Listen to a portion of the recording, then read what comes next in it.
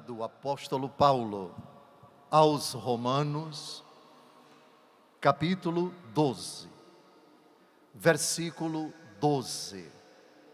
Romanos 12, 12. É o tema deste acampamento. Sede alegres na esperança, pacientes na tribulação e perseverantes na oração. Ficou convencionado que o professor Felipe Aquino vai falar da primeira parte desse versículo, o Frei Gilson vai falar da segunda parte, e eu vou falar da terceira parte. A minha parte, perseverantes na oração. Primeiro, a etimologia da palavra perseverar. Perseverante é um adjetivo que qualifica a pessoa que persevera. Primeiro, vamos ao verbo perseverar. Do latim, perseverare. Vem de prefixo que significa ação, severare. Vem de severus, com US no final, que significa rígido, duro. É a ação que leva uma pessoa a ser e agir de forma dura, de forma enérgica. Mas, por favor, não no sentido pejorativo, duro com as pessoas, rígido com as pessoas, mas consigo mesmo. Portanto, a ideia de perseverar significa o propósito firme, decidido, enérgico, incisivo em buscar algo, permanecer em algo, realizando algo ou em vista de realizar algo. Portanto, é uma ação continuada, firme, decidida quanto a alguma coisa. No nosso caso, perseverantes na oração. A ideia evoca um propósito de rezar sempre. Essa ideia, Jesus colocou numa de suas parábolas. E logo quem foi apresentada como modelo de perseverança, uma viúva.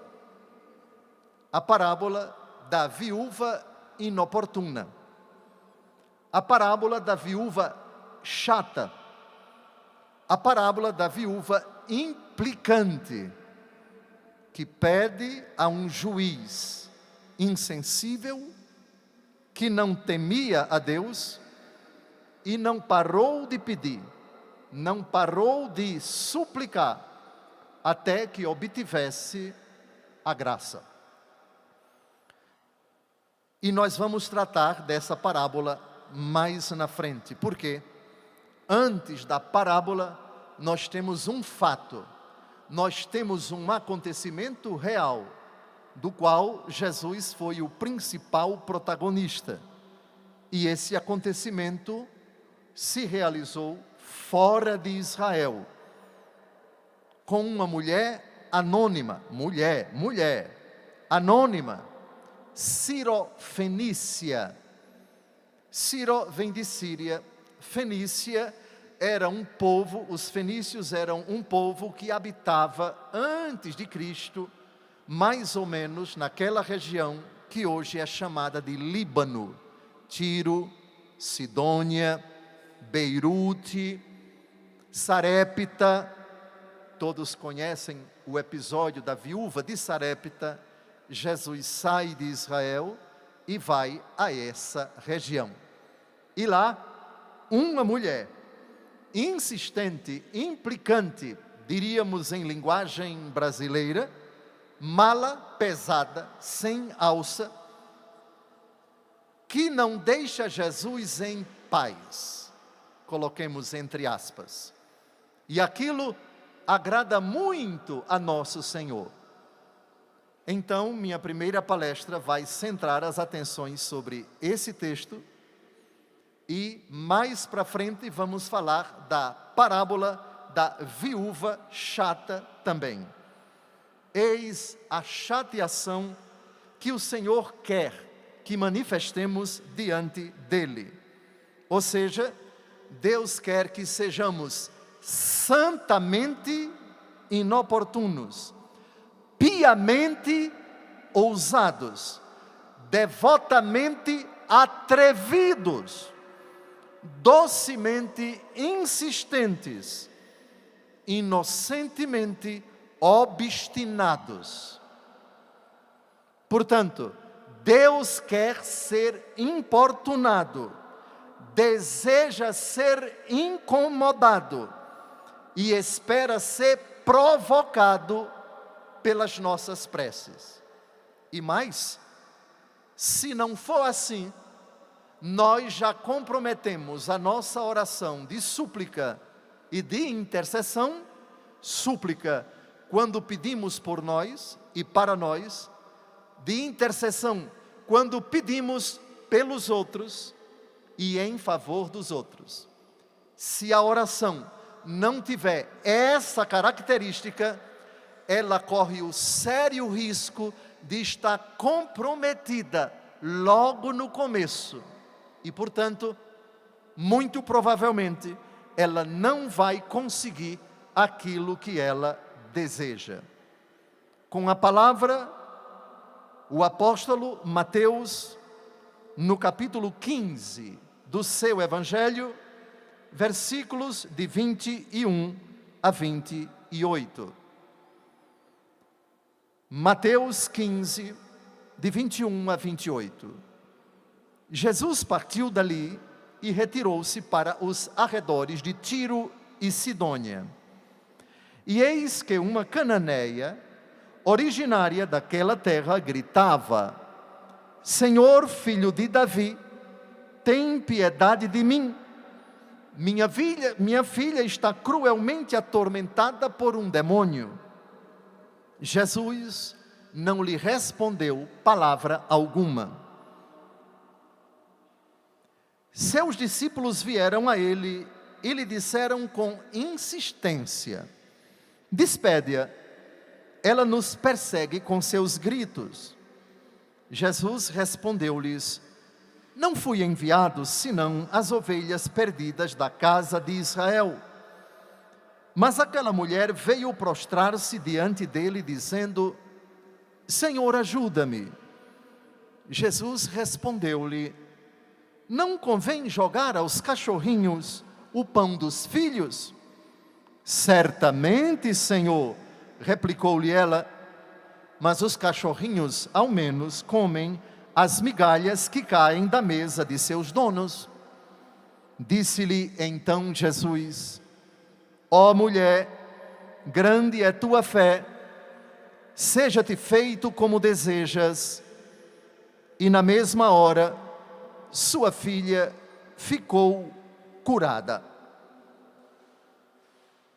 Amados, nesse episódio, nós temos grande parte do ensinamento acerca da perseverança na oração como critério para nós conseguirmos tudo aquilo de que necessitamos para nós e para os outros. Eu escrevi um livro que se chama A Oração Infalível, que centra suas atenções em cima de uma única frase de Jesus, no Evangelho segundo João, capítulo 14, versículos de 13 a 14. Jesus diz: tudo o que pedirdes ao Pai em meu nome, vô-lo farei, para que o Pai seja glorificado no Filho. Qualquer coisa que me pedirdes em meu nome, vô-lo farei. É promessa do Senhor. Qualquer coisa que nos dispusermos a pedir ao Pai, em nome de Jesus, Jesus fará. É uma promessa do Senhor. Não é uma elucubração da igreja, muito menos do bispo. Aqui, no episódio da Sirofenícia, nós temos a obtenção da graça dessa mãe, que vai ao encontro de Jesus e faz uma súplica de intercessão.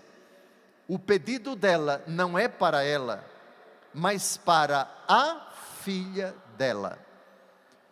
O que caracteriza a oração dessa mulher são duas qualidades.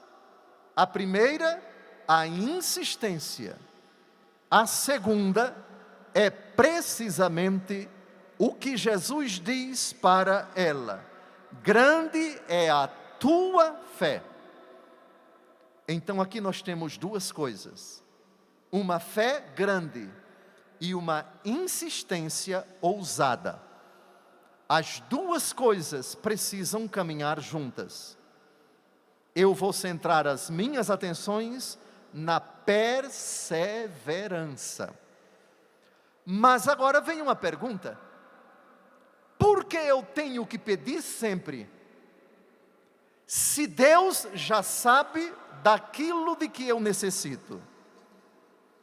Sim, o próprio Jesus diz em Mateus capítulo 6, versículo 8: o vosso Pai sabe o que vos é necessário, antes que vós lhe peçais. Mateus capítulo 6, versículo 8. Eu vou repetir.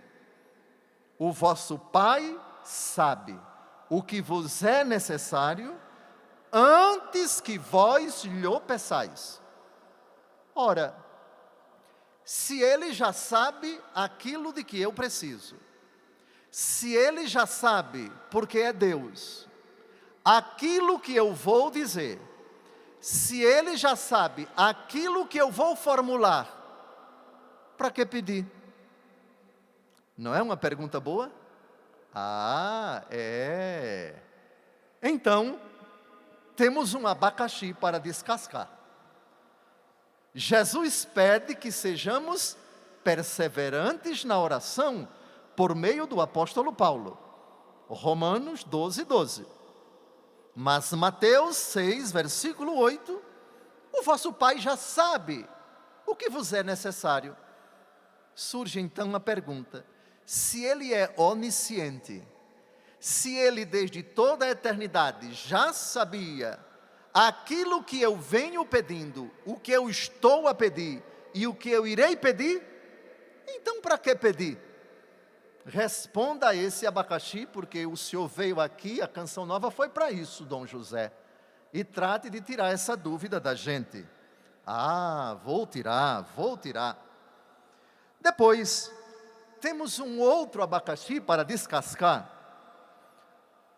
Jesus, ao ressuscitar o filho da viúva de Naim, que ia sendo levado o seu corpo na cidadezinha de Naim, ele entrou na cidade, mandou que o cortejo fúnebre parasse, disse para a viúva, que só tinha um filho: não chore. A viúva não pediu nada. Jesus tocou no corpo do rapaz que morrera. O rapaz se levantou e Jesus foi embora.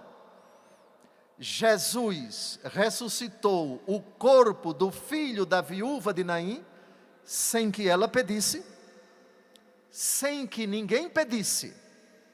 Jesus livremente realizou o milagre sem que ninguém intercedesse. Então, se Jesus é capaz de realizar um milagre sem que ninguém peça, por que eu tenho que pedir? Se Ele é poderoso para me dar sem que eu peça. E de fato, Jesus diz no capítulo 6 do Evangelho segundo Mateus, Ele faz chover, Deus faz chover sobre os maus e os bons. Os maus recebem graças, recebem o ar que respiram, recebem de Deus a saúde, não pedem a Deus, não temem a Deus, e mesmo assim Deus lhes concede tantos bens. Para que pedir, se eles que não pedem também recebem? Segundo o abacaxi, para ser descascado. Mas tem mais abacaxi por aí. O segundo livro das Crônicas, capítulo 20, versículo 6, diz: tendes em vossa mão a força e o poder, e ninguém vos pode resistir. Ora, se isso é verdade, e é porque está na Bíblia, se o poder e a vontade de Deus são irresistíveis, isto é, se a vontade de Deus vai se cumprir, então para que pedir-lhe algo, se tudo vai ser feito como Ele quer? Se a vontade de Deus vai se cumprir, para que pedir aquilo que inexoravelmente vai se coadunar com a vontade dEle, que vai se cumprir, quer queiramos ou não, quer peçamos ou não? Outro abacaxi que precisa ser descascado. E bote abacaxi, mas não falta abacaxi aqui para descascar. Mas tem mais 3 abacaxis. A Escritura diz em Provérbios 28, versículo 9: o que desvia o ouvido para não ouvir a lei, até mesmo sua prece se torna abominável. Ora, o texto está dizendo que todos nós somos pecadores, e a oração do pecador é abominável aos olhos de Deus. Se todos somos pecadores, então não adianta rezar a Deus, pois a nossa oração seria abominável. Será que é assim? Deus Todo-Poderoso só ouve a oração de quem não está no pecado? Por que Provérbios 28, versículo 9 diz: o que desvia o ouvido para não ouvir a lei, até mesmo sua prece se torna abominável? Ó Senhor, Tu conheces os meus pecados. O texto não deixa dúvidas. A oração do que se desvia da lei é abominável. Como eu sou pecador, será então que vale a pena rezar? Depois, quinto abacaxi, Jesus orou na cruz, Mateus 27, 46. Meu Deus, por que me abandonaste? Ora, dizem alguns, refletindo sobre essa frase de Jesus, no auge do sofrimento, Jesus implorou ao Pai que o abandonou. Portanto, dizem eles, é inútil rezar a Deus no sofrimento, porque nós seremos abandonados por Ele, justamente como Jesus foi abandonado. E isso precisa ser bem esclarecido. E sexto abacaxi, costuma-se dizer, é inútil rezar, pois eu já rezei muito e nunca fui atendido por Deus, pelo menos naquele assunto, naquele aspecto, naquela situação, naquele problema. Perseverantes na oração, mas temos que resolver esses 6 problemas. E estamos aqui para tentar, digamos assim, atender às expectativas de vocês. Se não conseguirmos nessa palestra, ainda temos a de amanhã. peço a vocês que acompanhem a cadência dessa palestra. A segunda vai ser a continuação dessa primeira. Vamos então resolver o primeiro problema. Mateus capítulo 6, versículo 8. Abra sua Bíblia, de novo, Mateus capítulo 6, versículo 8. Mateus capítulo 6, versículo 8. Com a Bíblia Ave Maria, que é a que eu estou aqui com ela, eu quero que vocês todos comigo digam: não os imiteis, porque vosso Pai sabe o que vos é necessário antes que vós lhe peçais. É Jesus que está falando. Ok?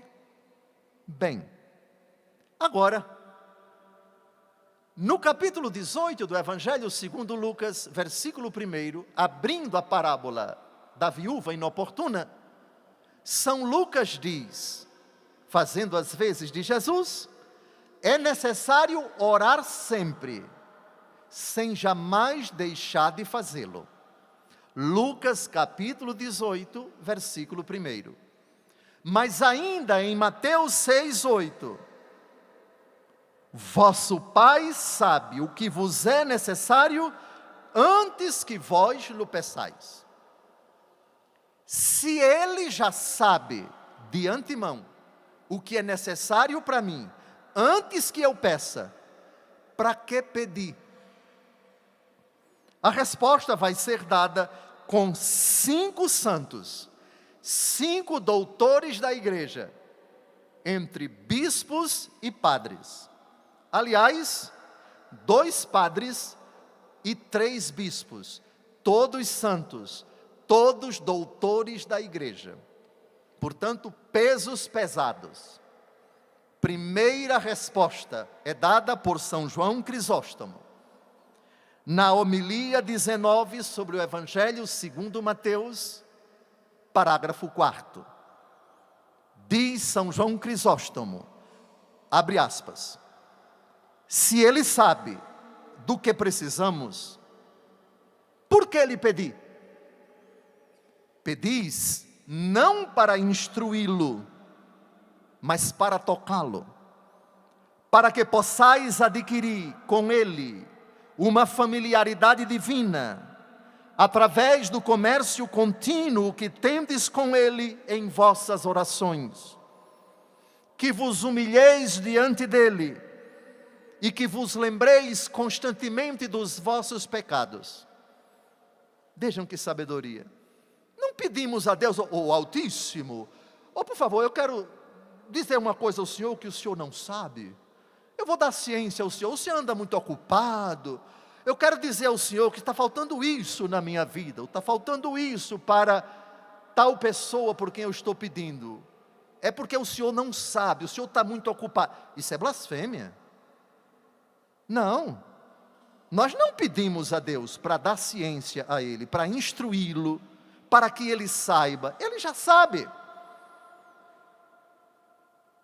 Ora, se Ele já sabe, eu peço não para instruí-lo, mas para tocá-lo. Ou seja, Senhor, eu sei que Tu sabes, mas eu estou Te pedindo para, com o toque da confiança e do abandono, jogar-me em Ti, lançar-me nos vossos braços, nas vossas mãos, colocar-me dentro do vosso coração, do vosso regaço, para que eu, filho vosso, me torne um filho mais confiante, mais abandonado, mais entregue, mais unido a vós, e mais, para que a minha confiança cresça, pois não há outra forma de a confiança crescer, senão pedindo, senão insistindo. Não insisto, não peço, para que saibais de nada, mas ao mesmo tempo para me curar da desconfiança, da indiferença, para que o meu coração se lembre de que eu não passo de um esmolé. Apocalipse 3, versículo 17. Tu dizes, sou rico e faço bons negócios e de nada necessito, e não sabes que és infeliz, miserável, pobre, cego e nu.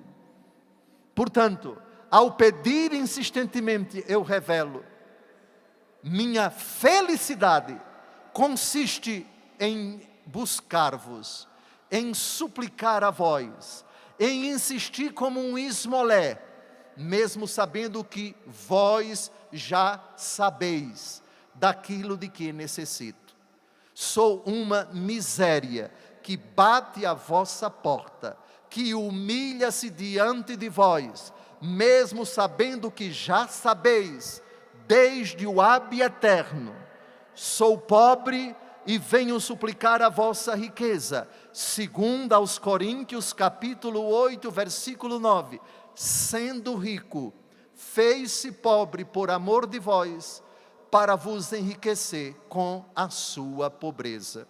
É nessa hora, Senhor, que sendo pobre, sou enriquecido com a inabalável confiança de um mendigo que não desanima, que bate a porta, que insiste e não entrega os pontos até ser atendido. Segundo padre da igreja, doutor da igreja, São Jerônimo, no comentário ao Evangelho segundo Mateus, livro 1, capítulo 6, versículo 8, aspas. Com a oração, nós não pretendemos informar, mas desejamos pedir. Com efeito, é diferente informar a quem ignora, de pedir a quem sabe. O primeiro expõe, o segundo rende homenagem. Ali expomos fielmente, aqui imploramos a misericórdia. A oração não tem um fim pedagógico, catequético, ilustrativo ou altíssimo. Olha, o senhor vai me escutar agora, porque meu problema é assim, olha, tem acontecido isso. Senhor, eu vou te dizer com minúcias, para que tu saibas o complexo que é a minha vida e a necessidade que tenho. Deixa eu explicar aqui. Não é essa a finalidade de você pedir. Por favor, tire isso da cabeça. Deus já sabe. Nada de pensar que a oração insistente é uma exposição de um professor que repete explicando e depois ainda diz para os alunos, entendeu? Deus não precisa disso. Ele é Deus. É simplesmente para render homenagem àquele que é bom e que já sabe de tudo, desde toda a eternidade. Ele quer o toque, Ele quer que o nosso coração implore a misericórdia, não para nos humilhar, mas para que, na condição de esmolé, o coração confie na misericórdia que vai ser manifestada da forma que Deus determinar. Terceiro padre da igreja, Santo Agostinho, na epístola, na carta 130, conhecida como carta a Proba. Proba era uma matrona, muito amiga de Santo Agostinho, no seu capítulo 8, parágrafo 17, aspas. O intuito de nosso Senhor e Deus não é ser informado sobre nossa vontade, que Ele não ignora, mas despertar pelas nossas orações o desejo. Isso nos tornará capazes de receber o que se prepara para nos dar, o que é imensamente grande. Nós, porém, somos pequenos e estreitos demais para recebê-lo. Enquanto não pedimos e não pedimos muito, o nosso coração está fechado, portanto não predisposto a receber o milagre que é grande. A insistência, a perseverança, o não deixar Deus em paz, entre aspas, é uma forma de alargar o coração e dizer: confio mais, espero mais, aguardo e não vou me decepcionar. Romanos capítulo 5, versículo 5, a esperança não decepciona, pois o amor de Deus foi derramado nos nossos corações, pelo Espírito Santo que nos foi dado. Portanto, a medida da expectativa, da confiança, da certeza de que nos vai ser dado, ela vai aumentando quanto mais nós insistimos diante de Deus. Me dê isso, eu te peço isso, volto a te pedir, e não desanimarei, porque sei que alcançarei. A história de Santa Mônica é paradigmática nesse sentido. A mãe de Santo Agostinho, parece que foi pelo menos um quarto de século, 25 anos, que aquela ousada e atrevida mulher suplicou e acabou recebendo a graça da conversão do seu filho. Esse que acabou de escrever: é preciso que transitemos da pequenez e da estreiteza de um coração que confia sem dúvida alguma. O simples fato de pedir já denota confiança, mas é preciso que o tamanho do nosso coração se alargue, e isso só é possível com a insistência. Eis porque não convém, a não ser excepcionalmente, e Deus é poderoso para dar na hora, aqueles que Ele considera que é necessário, não pelos méritos de quem pede, mas pelo imenso beneplácito de Deus, que a graça, que o milagre seja concedido imediatamente, ou amanhã, ou depois de uma novena, ou depois de poucos dias. Ordinariamente, por favor, somos pequenos e estreitos para receber o milagre tão grande. Tem também uma outra dimensão psicológica, que nos ajuda a compreender por que, quando pedimos, é preciso retomar, reiterar, voltar à carga, voltar a pedir, e a mesma coisa, e sempre. A oração é uma batalha, é uma luta, é um esforço.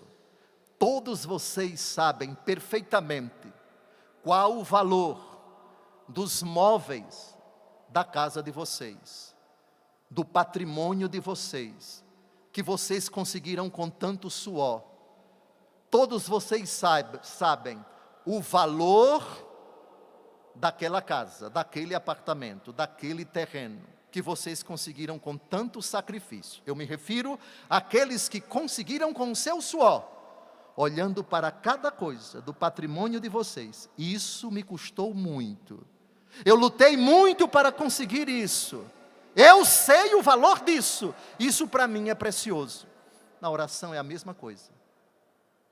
Quem conseguiu uma graça depois de muito pedir, tem muito mais condições de valorizar aquilo que Deus só determinou conceder depois de muito tempo, para que você valorize, para que você considere: isso foi conseguido, foi obtido com muito joelho dobrado, com muitas mãos levantadas, com muitos terços debulhados, com muito suor, com muitas madrugadas de bênçãos, com muito louvor, com muita Eucaristia, com muita adoração ao Santíssimo Sacramento. A graça me foi dada. Eu sei o valor, porque eu lutei, entre aspas, porque eu, aspas, briguei com Deus, não o deixei em paz, até que Ele me atendeu. A pergunta é: convém que determinados milagres grandes, a não ser, por favor, excepcionalmente, por favor, Deus pode conceder aqui e agora o inimaginável, o sobrenatural, o inexplicável, mas estamos tratando de perseverança na oração. Convém que Deus dê determinadas coisas para quem não passou pelo cadinho da provação da insistência, de uma confiança que espera, que renova, que volta à carga, que pede insistentemente. Eu sei que Ele já sabe, eu sei de que Ele necessita de mim, mas o meu coração precisa de cura quanto à desconfiança, quanto à hesitação. E eu estou preparando o meu coração, alargando-o pela confiança inabalável para algo grande que vai chegar. São Gregório Magno, o quarto padre da igreja, papa e doutor, no livro dos Diálogos, livro 1, capítulo 8, pedindo: os homens mereçam receber aquilo que Deus onipotente determinou conceder-lhes desde toda a eternidade. Explicando, antes que peçamos, Deus já sabe daquilo que vamos pedir. Amém? Certas graças, porém, que Deus, desde toda a eternidade, concedeu dar-nos, Ele determinou, e isso só Ele sabe, essa graça eu vou dar para você, mas só se você pedir. Atenção, tem milagres que Deus concede sem que peçamos. Tem outros que desde toda a eternidade Ele já sabe que vai dar, mas em previsão dos nossos méritos, em previsão dos nossos pedidos, em previsão da nossa insistência. E esse é o caso da Sirofenícia, do evangelho que nós acabamos de ouvir. Ou seja, pedindo, eu vou merecer diante de Deus aquilo que Deus, desde toda a eternidade, dignou-se conceder-me em previsão dos meus méritos. E nisso reside a beleza desse mistério inefável. Para concluir, Santo Tomás de Aquino, na Suma Teológica, segunda, questão 83, artigo 2º, resposta à primeira objeção. Aspas. Não é necessário apresentar as preces a Deus para torná-lo ciente dos nossos desejos ou indigências, mas para que nós mesmos consideremos que nesses casos se deve recorrer ao auxílio divino. Como não sabemos se aquela graça que pedimos para nós ou para os outros, Deus se dignou conceder sem que ninguém pedisse, na dúvida, eu vou pedir. Na dúvida, eu vou intervir. Na dúvida, eu vou me intrometer. Na dúvida, eu vou bisbilhotar o insondável projeto de Deus, que concede para os homens milagres, sem a petição de ninguém e também com a petição das pessoas. Como não sabemos qual é o limite entre essas duas categorias de milagres, por favor, supliquemos, peçamos. Repito, não para dar ciência a Deus, mas para tocá-lo com nossa confiança, mas para interferir, por assim dizer. Os planos de Deus não mudam, mas Deus, desde toda a eternidade, determinou conceder determinadas coisas aos homens, graças à intercessão deles, graças à influência deles, graças à petição deles. Eles não têm mais vinho. Disse a Santíssima Virgem, aquele que desde toda a eternidade determinou: vou no começo de minha vida pública transformar água em vinho. Mas desde toda a eternidade, antes, vou escolher uma mãe, vou me encarnar no ventre dela, vou ser alimentado por ela, educado por ela, e vou começar a minha vida pública, e não vou realizar um milagre sem a intervenção dela. Amém? Agora, segunda objeção. Eu tenho 10 minutos para terminar a pregação. O caso da viúva de Naim. O filho da viúva está morto, a viúva está transportando com a multidão o corpo do seu filho, seu único filho, para o cemitério. Jesus entra na cidade, ela não pede, ninguém pede nada a Jesus. Jesus só pede para ela: não chore, toca o corpo do rapaz, o rapaz vive, ela não agradece, Jesus vai embora. Ora, se Jesus faz isso porque fica comovido, Lucas 7, versículo 13, para que então pedir algo a Jesus, se Ele pode nos dar sem que lhe peçamos? E muitas pessoas recebem de Deus tantos milagres, tantas bênçãos, sem nunca ter dobrado os joelhos. Pensemos nos pagãos que se dão bem na vida, nos ateus que são esforçados e levam uma vida financeira e social considerável. Se eles recebem tanto, por que eu tenho que pedir? Santo Tomás de Aquino, Suma Teológica, segunda, questão 83, artigo 2º, resposta à terceira objeção. Aspas. Muitas coisas Deus concede por liberdade, mesmo que não pedidas.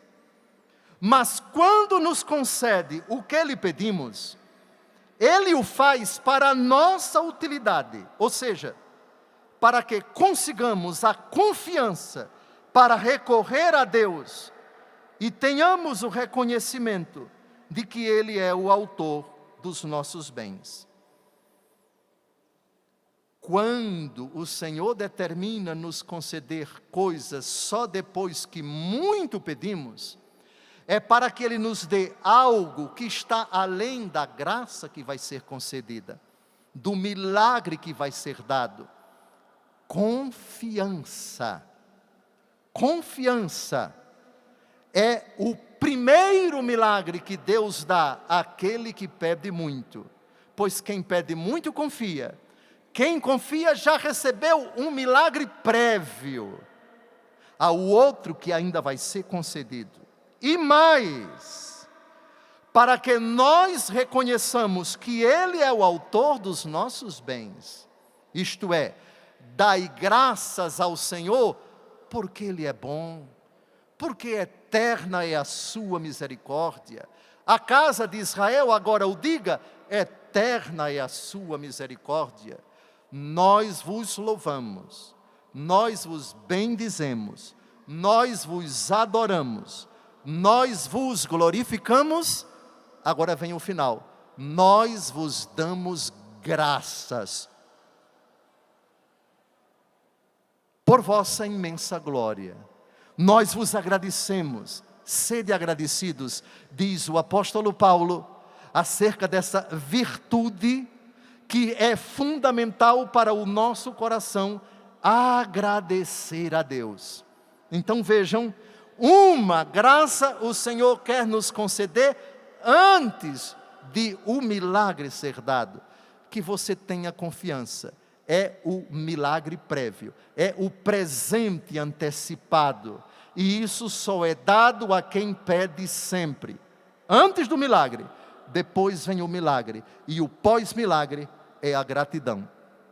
Pronto, aqui está a refutação a essas duas colocações em boa fé, que as pessoas fazem a respeito dos milagres que são concedidos a quem nunca pediu, os favores que Deus concede a quem nunca dobrou os seus joelhos no chão, e também o conhecimento prévio que Deus tem de tudo aquilo que vai ser dado. Não pedimos a Deus para dar ciência a Ele, mas para essas realidades tão belamente abordadas por esses 5 padres, por esses doutores da igreja. Na próxima palestra, nós vamos refutar aqueles outros argumentos que para nós são sérios, e o primeiro deles é este: tendes em vossa mão a força e o poder, e ninguém vos pode resistir. O plano de Deus está traçado. As coisas que vão acontecer e aconteceram e acontecem na história, tudo Deus já conhece antecipadamente.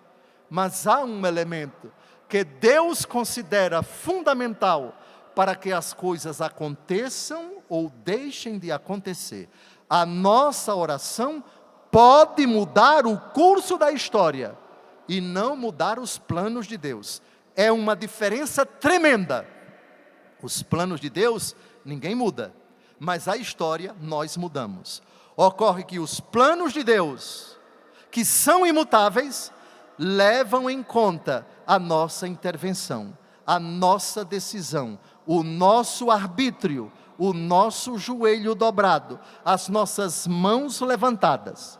Por isso, Romanos capítulo 12, versículo 12, perseverantes na oração, e é com isso que eu termino a minha palestra. O tema desse nosso encontro, todos juntos, Romanos 12, 12, alegres na esperança. Isso quem vai falar é o professor Felipe Aquino. Pacientes na tribulação, o Frei Gilson. E eu, perseverantes na oração. Ou seja, chatos na oração. Aqueles que incomodam Deus, tudo entre aspas, por favor. Eis a beleza, eis a força de uma intervenção contínua, ardorosa, que não desanima jamais, perseverante. Louvado seja nosso Senhor Jesus Cristo.